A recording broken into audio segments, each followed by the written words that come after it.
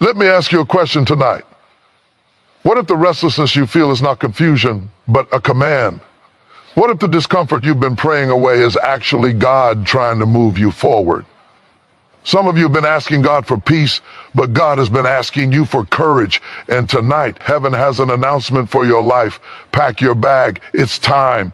There comes a moment in every destiny when God does not explain, God instructs. Not everything God tells you will make sense. Not every season comes with details. Sometimes God doesn't give a map. God gives a push. You thought the shaking meant you were losing something, but God says, I'm relocating you. You thought the door closed to punish you, but God says, I closed it because you stayed too long. This is not about geography. This is not about luggage. This is about movement. This is about obedience. This is about trusting the voice of God over the comfort of familiarity. And if you can hear this message, it means God is not done with you. God is repositioning you. So tonight I came to tell somebody, God said, pack your bag. It's time. Let me tell you something most people don't realize until they look back on their lives. God rarely speaks first through comfort. God speaks through tension. God speaks through that uneasy feeling you can't explain.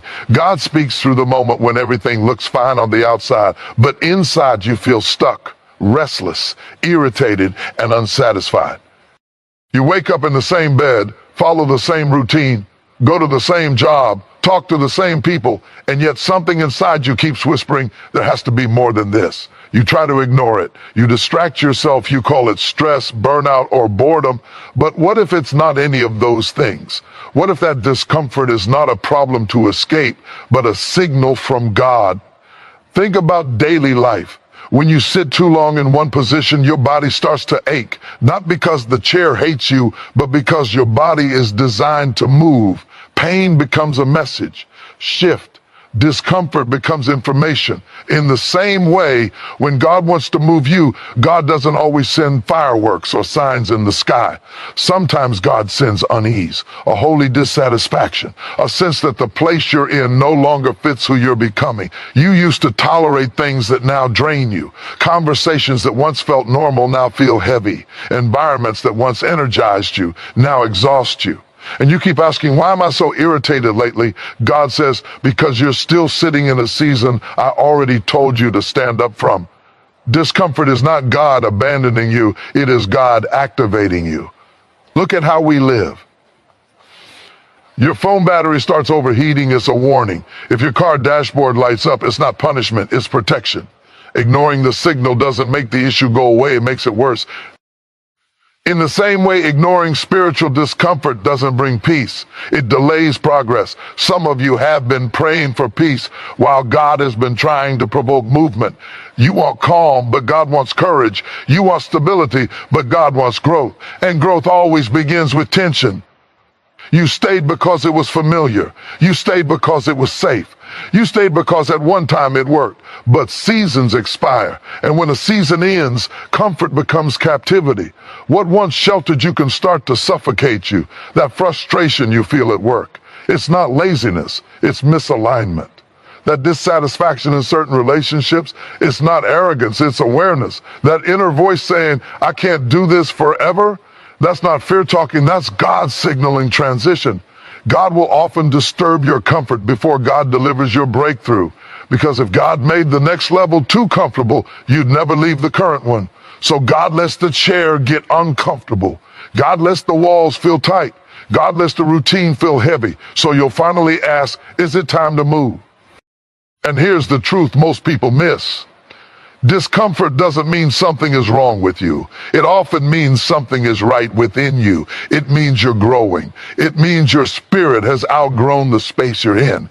It means God has deposited more inside you than your current situation can contain. When shoes are too small, your feet hurt. Not because your feet are bad, but because they've grown. When a room feels tight, it's not because the room shrank, it's because you expanded. God never wastes discomfort. God uses it to wake you up, to shake you loose, to remind you that you were not created to stay stagnant. Comfort zones feel good, but they don't build strength. They don't activate faith. They don't reveal purpose. That's why God allows disruption. That's why plans fall apart. That's why routines stop working. God is saying, I'm not trying to hurt you, I'm trying to move you. And the moment you stop fighting the discomfort, the moment you stop numbing it, the moment you stop calling it a problem, and start asking, what is God preparing me for? Everything changes. Discomfort is the knock on the door of your destiny. Ignore it and you stay where you are. Answer it and you step into who you're meant to become. So don't curse the tension. Don't fear the unease. Don't silence the restlessness. Lean into it. Listen to it. Because when God makes you uncomfortable, it's not rejection, it's direction. And if you feel uncomfortable right now, maybe it's not because you're failing. Maybe it's because God is saying, pack your bag. It's time. Most people think movement means uncertainty. They think stepping into something new means risking loss, confusion, or failure. But when God tells you to move, it is never random. God does not interrupt your life without intention. Every shift God allows is loaded with meaning, even when you don't understand it at the moment. In daily life, nothing important moves without a reason. When a farmer plants seeds, it's not for decoration, it's for harvest. When a teacher advances a student to the next grade, it's not to confuse them. It's because they've outgrown the current level. When a doctor changes a prescription, it's not to punish the patient, it's to heal them more effectively. Movement always follows purpose. And if God is asking you to pack your bag, it's because there is something ahead of you that cannot reach you where you are. Think about how life works. You don't leave home in the morning without knowing why. You don't travel without a destination in mind. Even when plans change, there's still intention behind the movement. In the same way, God never says go without already knowing where you're headed. You may not see the full picture, but God sees the entire route. Many people struggle because they believe God moves them away from something rather than towards something. But God is not focused on what you're losing. God is focused on what you're about to gain. What feels like an ending is often a setup. What feels like a detour is often the shortest path to growth. You might be leaving a job that paid the bills but drained your spirit. God is not removing income. God is repositioning influence. You might be stepping out of a relationship that once supported you but now limits you. God is not creating loneliness. God is making room for alignment. You might be leaving a place that felt familiar but kept you small. God is not uprooting you to harm you. God is transplanting you so you can grow. Look at how nature works. A seed doesn't complain when it's buried because burial is not destruction, it's preparation. The seed has to move from the hand into the soil to reach its potential. If it stayed in the packet, it would remain safe, but it would never become what it was designed to be. Purpose requires placement, and God is the only one who knows the correct environment for what's inside you. That's why God never moves you without provision already waiting. The door may close behind you, but another one is already open ahead of you, even if you can't see it yet. Provision doesn't always show up first. Sometimes movement activates it. Just like you don't see the next street until you turn the corner, clarity often appears after obedience. In everyday life, promotions don't come to people who refuse responsibility. Opportunities don't open for people who never show up. Growth doesn't happen for those who stay frozen in fear. Movement signals readiness. When you take a step, you're saying, I trust that something greater is ahead. And God responds to that trust. Some of you are afraid because you want guarantees before you move. But guarantees eliminate faith. God doesn't show you everything at once because if you saw the entire journey, you might rely on the plan instead of trusting the one who designed it. God reveals just enough to keep you moving and just enough to keep you dependent. You're not behind, you're not late, you're not lost. If God is nudging you forward, it means the next phase is already prepared. The move isn't about escape, it's about alignment. It's about being in the right place at the right time for the right reason. Think about moments in your past that didn't make sense then but make perfect sense now. The job you didn't get, the move you didn't want, the door that closed unexpectedly. At the time, it felt like rejection. Now you see it was redirection. God didn't block your path. God saved you from walking into something that couldn't sustain you. Purpose is always bigger than comfort. And when God moves you, it's because your life is about to expand in ways your current position cannot support. The blessing ahead needs space. The growth ahead needs exposure. The calling ahead needs courage. So when God says pack your bag, don't panic, don't overanalyze, don't assume loss, recognize intention, recognize design, recognize divine strategy at work. You're not moving into emptiness, you're moving into preparat. Ion, you're moving into placement, you're moving into purpose. And even if you don't know exactly where you're going yet, know this with certainty: God would not move you unless something meaningful was already waiting for you on the other side. One of the hardest lessons in life is understanding that waiting when God has already spoken is not patience, it's hesitation.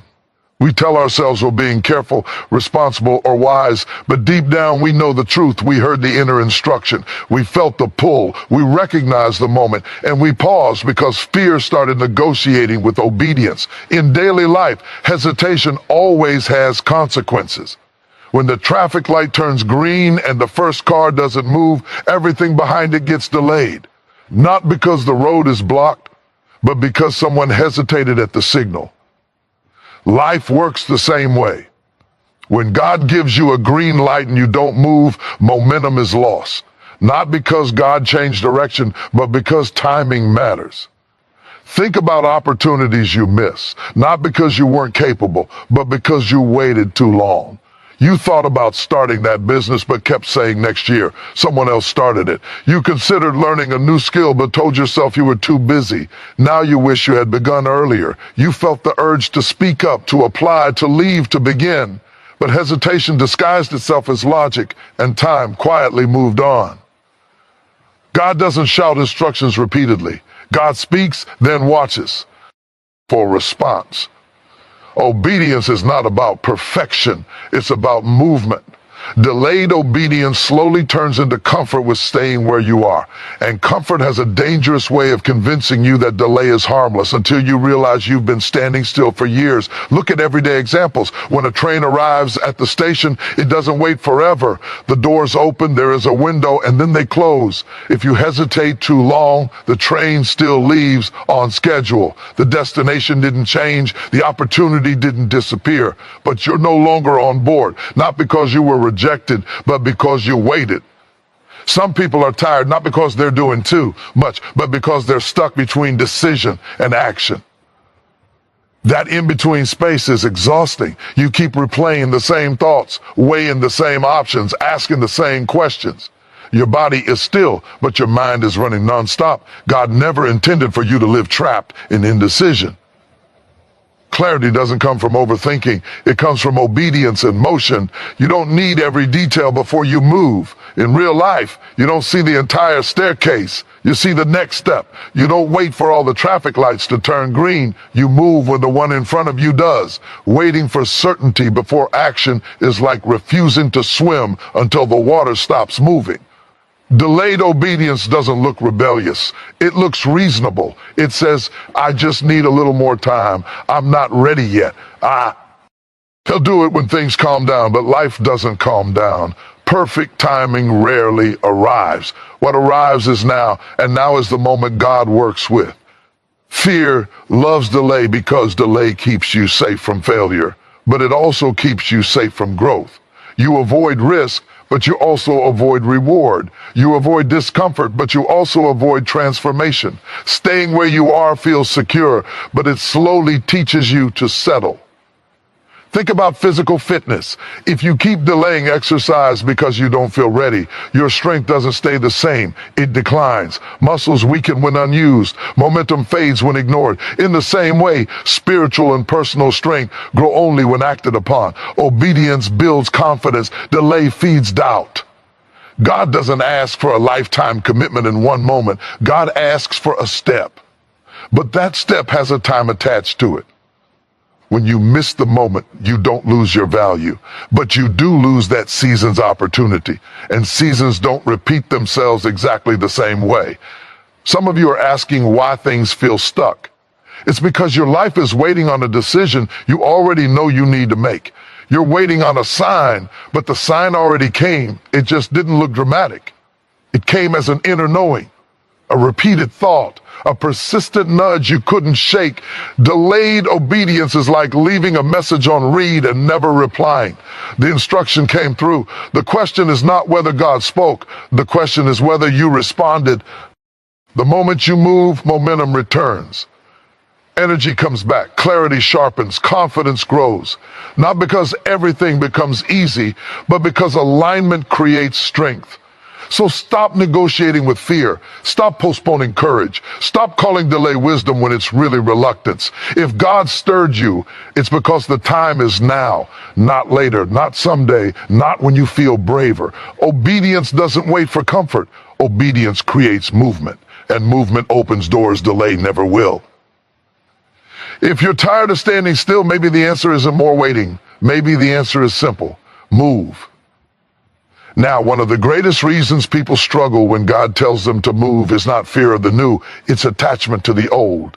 God never says pack your bag without also meaning leave some things behind. And this is where many people get stuck. They want a new season with old habits, a bigger future with smaller thinking, growth without release.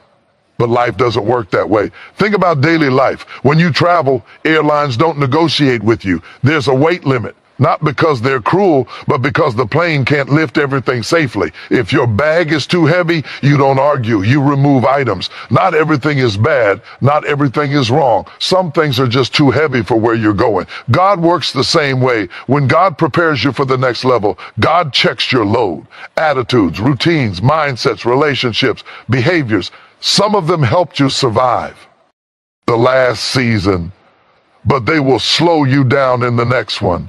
And God loves you too much to let extra weight cause unnecessary turbulence. You keep asking God to take you higher, but elevation requires reduction. The higher you go, the lighter you must be. Climbers don't carry luxury items to the top of a mountain. They carry only what is essential. Everything else becomes a liability. And God is saying, if you want the height, you have to release the weight. Some of you are carrying habits that no longer serve who you're becoming. They were comfortable once, familiar, easy. But now they drain your energy and dull your vision. God isn't condemning you. God is refining you. There's a difference. Refinement isn't punishment. It's preparation.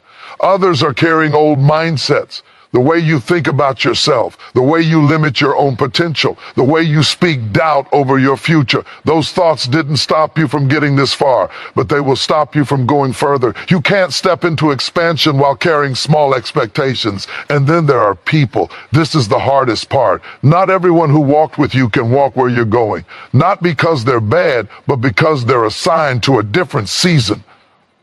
Some relationships were meant to support you, not define you, to walk with you for a chapter, not the whole story. Holding on too long turns appreciation into attachment, and attachment can become resistance in everyday life. Children, even to ally, outgrow their clothes. Parents don't get angry at the clothes. They don't shame the child. They simply acknowledge growth. Wearing what no longer fits restricts movement. It looks familiar, but it feels uncomfortable. That's how many people live, emotionally wearing what they've outgrown. God is saying, stop trying to make the old fit the new. The next season needs room. Room for growth, room for clarity, room for strength. If you're packed too tight with yesterday, there's no space for tomorrow. You don't bring winter coats into summer because they don't match the environment. In the same way, you can't carry survival habits into a season of stability. You can't carry defensive thinking into a season of trust. You can't carry scarcity mindset into abundance. What once protected you may now be holding you back. Letting go doesn't mean what you carried was wrong. It means its assignment is complete. God is not erasing your past. God is honoring it by saying, you don't need this anymore. Release is not loss, it's maturity. Many people delay obedience because they don't want to release control. They want to know exactly what stays and what goes. But packing requires trust. Trust that if God asks you to leave something behind, it's because it won't be needed where you're going, or because it will be replaced by something better. Look at how life upgrades work. When your phone updates, some old apps stop working, not because they were useless, but because the system has evolved. If you try to keep everything the same, the system crashes. Growth requires updates. Updates require letting go. Some of you are exhausted because you were carrying emotional baggage you were never meant to take forward. Old guilt, old regrets, old disappointments. God is saying, why are you packing pain I already healed? You don't need proof of past struggles to justify future success. You don't need scars to remind you of strength. You already survived. When God says pack your bag, God is also saying be intentional. Choose what serves your future, not what reminds you of your past. Choose faith over fear, growth over familiarity, purpose over people-pleasing. Travel light, not careless, intentional, not empty focus. The lighter you pack, the freer you move. The freer you move, the faster you respond. And the faster you respond, the clearer the journey becomes. If you're struggling to move forward, ask yourself honestly, what am I still carrying that God never asked me to bring? Because the next season isn't heavy, the resistance is in the baggage. One of the biggest myths people believe is that they must feel ready before they move. They think confidence comes first and action comes second. But life teaches us the opposite. Movement creates readiness. God does not wait for you to feel prepared. God waits for you to trust enough to step forward anyway. In daily life, no one ever feels fully ready for the moments that matter most. No one feels ready to ride a bike the first time without training wheels. No one feels ready on their first day at a new job. No one feels ready when they speak in front of people for the first time. Readiness doesn't arrive before the step. It arrives because of the step. Think about learning to swim. You can stand at the edge of the pool for hours, watching others move through the water. You can study techniques, ask questions, and imagine how it will feel. But until you actually get in the water, your body doesn't learn balance. Confidence doesn't come from watching. It comes from immersion. God knows this. That's why God doesn't wait for your emotions to align before giving instruction. Faith is not the absence of fear. Faith is moving with fear still present. If you wait until fear disappears, you will never move. Fear fades after motion begins, not before. Courage is not a feeling. It is a decision. Everyday life proves this. When you drive at night, your headlights don't light the entire road. They only show you a short distance ahead, yet that's enough to keep moving. If you waited for full visibility, you'd never reach your destination. God works the same way. God gives just enough clarity for the next step, not the whole journey. Trust fills the gap between what you see and where you're going. Some of you keep telling yourself, I'll move when I feel stronger. But strength is built through resistance. Muscles don't grow by waiting. They grow by being used. In the same way, spiritual and emotional, now strength come from action. Every step you take reinforces your belief that you can take another one. You might feel unqualified, but qualification comes through obedience. You might feel unsure, but certainty is developed through experience. You might feel small, but growth begins the moment you stop measuring yourself by your feelings and start measuring yourself by your faith. God does not call the fearless. God builds courage in the willing. Willingness says, I don't have all the answers, but I trust the voice guiding me. That trust is what transforms hesitation into movement. Look at daily responsibilities. Parents don't feel ready the moment they hold their child for the first time. Leaders don't feel ready when they step into responsibility. Teachers don't feel ready on their first day in front of a classroom. Yet growth happens because they step forward anyway. Responsibility shapes readiness. If you wait to feel perfect, you'll miss powerful moments meant to shape you. God is not waiting for perfection. God is waiting for participation. The process will teach you what preparation never could. Some of you are standing at the edge of change, telling yourself you need more confidence. But confidence doesn't fall from the sky. Confidence is built when you survive what you were once afraid of. Each step becomes evidence that you are capable. Each move becomes proof that God is with you. Waiting to feel ready often masks fear of failure. But failure is not the end. Stagnation is. Failure teaches, stagnation drains. You learn more from moving and stumbling than from standing still and imagining success. God knows you won't feel ready. That's why the instruction comes anyway.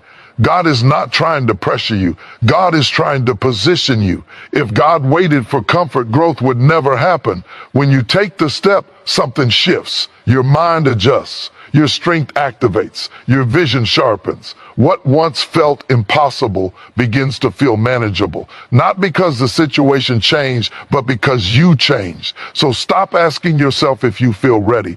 Ask yourself if you trust God enough to move without feeling ready. That question changes everything. The step comes first. The strength follows. The confidence grows. And one day you'll look back and realize what you thought required readiness actually required faith in motion. There is a truth many people overlook. Clarity does not come before movement. It comes because of movement. People spend years asking for direction, waiting for certainty, praying for answers, hoping for a clear sign while standing completely still.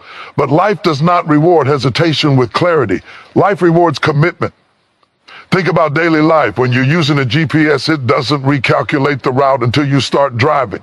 If you sit in your driveway waiting for every turn to be explained, the screen stays quiet. The system responds only after motion begins. In the same way, God often waits for willing before releasing instruction. Not because God is silent, but because movement signals readiness to listen.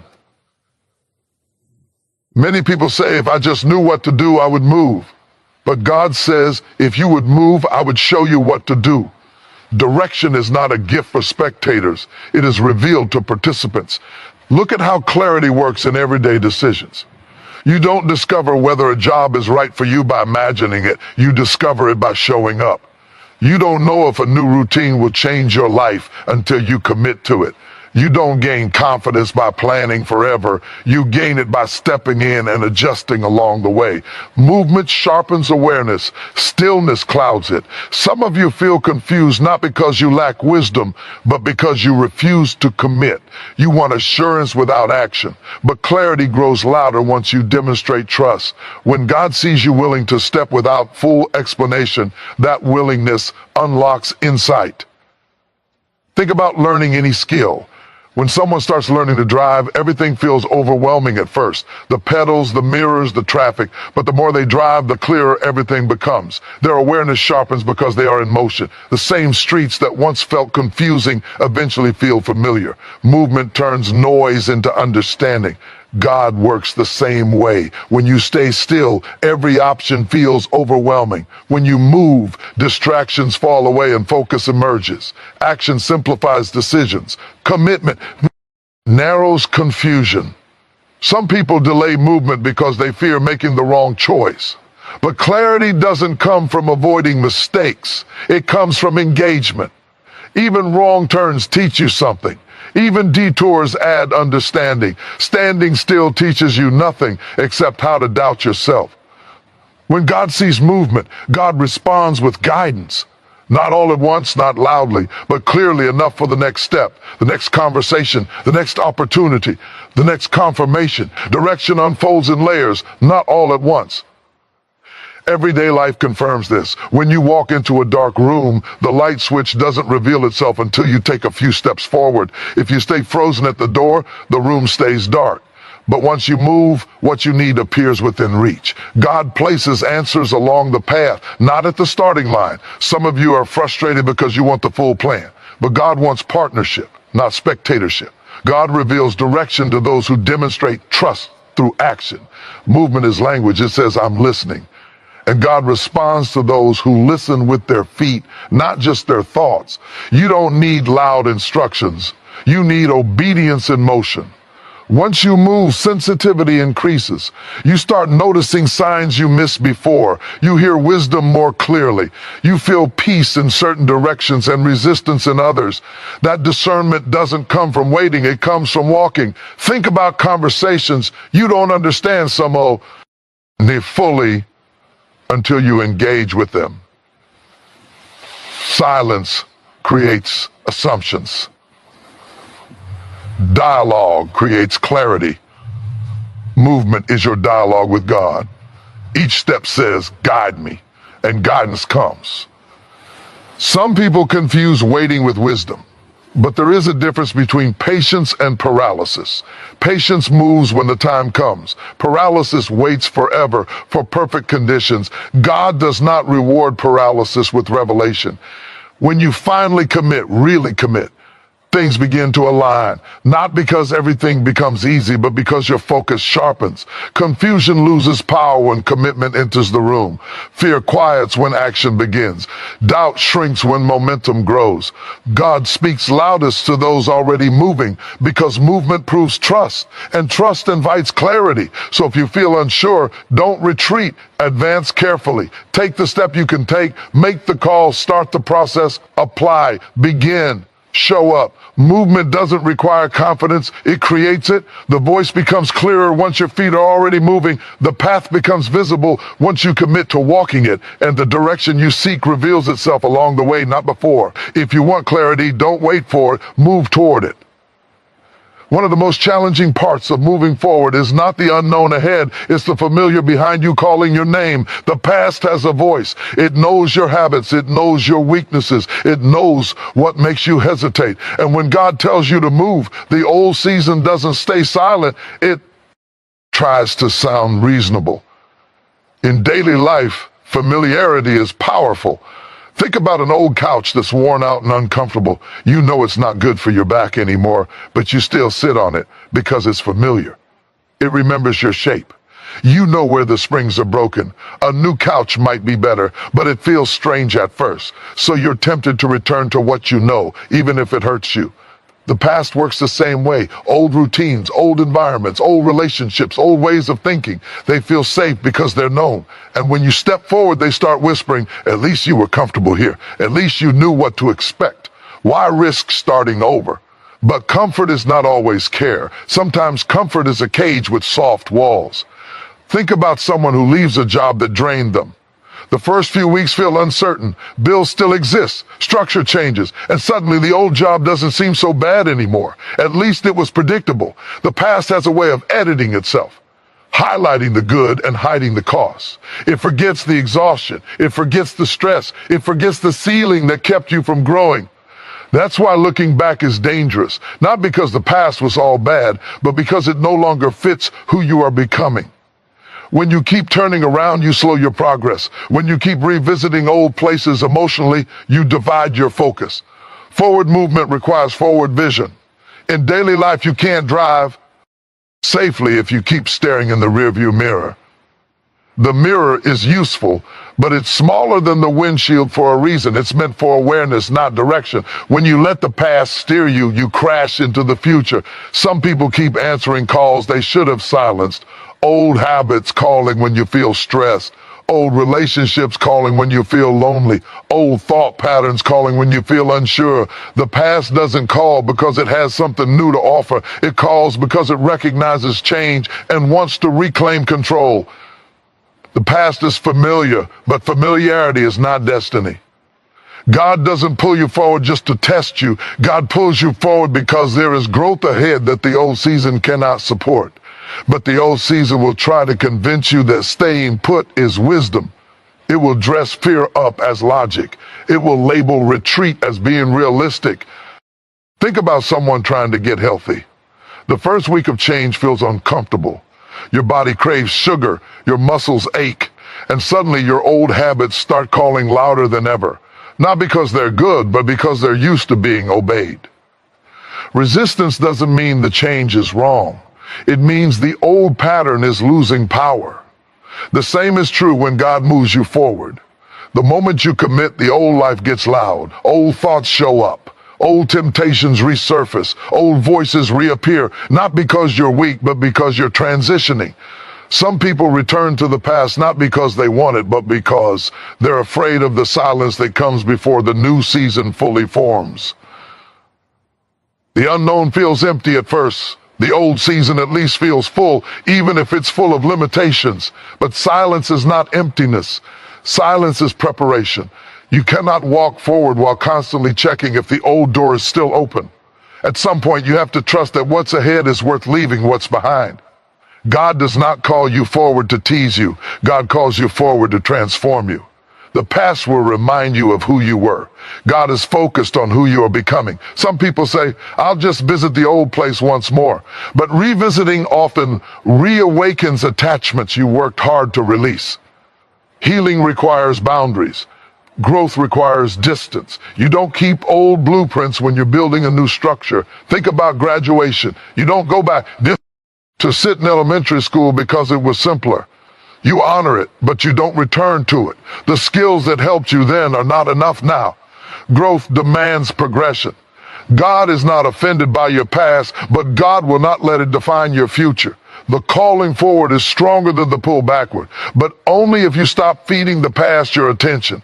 What you focus on grows. If you focus on what you left, regret grows. If you focus on where you're going, courage grows. Let the past be a reference, not a residence. Let memories inform you, not imprison you. Let lessons remain, but let attachments go. Because every time you resist the call of the old season, you strengthen your commitment to the new one. And one day, what once called you back won't have your number anymore, not because it disappeared, but because you moved beyond its reach. Forward is where growth lives. Forward is where clarity forms. Forward is where God is leading you. And the moment you stop looking back, you realize you were never meant to return. There is something powerful about packing a bag. It is a silent statement. You don't have to announce it. You don't have to explain it. The moment you start packing, you are saying, I believe something ahead of me is real. Packing is not travel yet. It's belief preparing itself for movement. In daily life, people only pack when they expect change. You don't pack for something you think won't happen. You don't prepare for a journey you doubt. Packing. G is hope with hands. It's faith taking form. Even before the door opens, even before the ticket is confirmed, packing says, I'm expecting this to happen. Think about how people act before something important. A student lays out clothes the night before an interview. A family prepares a room before a child is born. A worker organizes documents before the first day at a new job. None of those actions create the event, but they honor the belief that the event is coming. Packing doesn't cause the future, it agrees with it. Many people say they believe God, but their actions say they're unsure. They pray for change, but live like tomorrow will look exactly like today. Packing is different. Packing is saying, I don't know all the details, but I trust enough to prepare. That kind of belief moves heaven and earth, not because it's loud, but because it's sincere. In everyday life, restaurants don't wait for customers to arrive before turning on the lights and preparing food. Preparation comes first. Expectation precedes arrival. If they waited until people showed up, nothing would be ready. The same is true in life. When you prepare before you see results, you are aligning yourself with what's coming. Packing is not pretending. It's positioning. It's saying, I'm making room. And making room is essential. You cannot receive something new while fully occupied by the old. You can't add fresh opportunity into a life packed with doubt, fear, and yesterday's disappointments. Packing is selective. It forces you to choose what matters. Some people miss their moment not because they weren't chosen, but because they weren't prepared. Opportunity knocks quietly. When it arrives, it doesn't wait for you to rearrange your life. Packing ahead of time is how you say, I'm ready when the door opens. Think about daily opportunities. When a phone rings with a job offer, readiness matters. If your resume isn't prepared, if your skills aren't sharpened, if your mindset isn't open, you hesitate. Preparation creates confidence. Packing builds readiness before pressure arrives. Packing also reveals belief to yourself. When you start preparing, something shifts internally. Doubt weakens. Fear loses its grip. Action reinforces belief. The moment you begin to pack emotionally, mentally, spiritually, you stop arguing with possibility and start cooperating with it. Some people wait for permission to believe. They wait for confirmation, applause, or approval. But packing is private. It's done when no one is watching. It's not for validation. It's for alignment. Packing says, even if no one else sees it yet, I do. In life, people who succeed don't always know more. They prepare more. They show up early. They practice before the spotlight. They organize before the opportunity. Packing is discipline fueled by expectation. Packing is also courage. It means you accept that change is coming and you're willing to participate in it. You stop clinging to what's familiar. You stop romanticizing the past. You begin honoring the future with your actions. Think about someone preparing to move into a new home. They don't wait until the keys are in hand to start imagining the space. They measure rooms. They decide what furniture stays and what goes. Packing forces decisions. It clarifies priorities. It reveals what you truly value.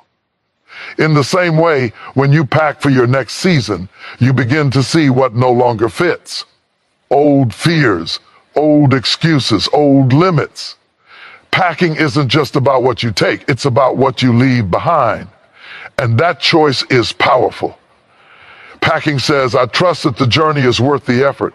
It says, I believe what's ahead deserves preparation. It says, I'm not standing still anymore. Some people wait for certainty before they prepare, but preparation itself creates certainty. The more you align your life with where you're going, the more real it becomes. Faith grows legs when preparation begins. You don't pack because everything is guaranteed. You pack because you believe movement is possible. And belief, when acted upon, attracts momentum. Packing is hope in motion. Packing is belief with discipline. Packing is expectation dressed as action. So even if you don't know exactly when or how, start packing anyway. Prepare your mindset.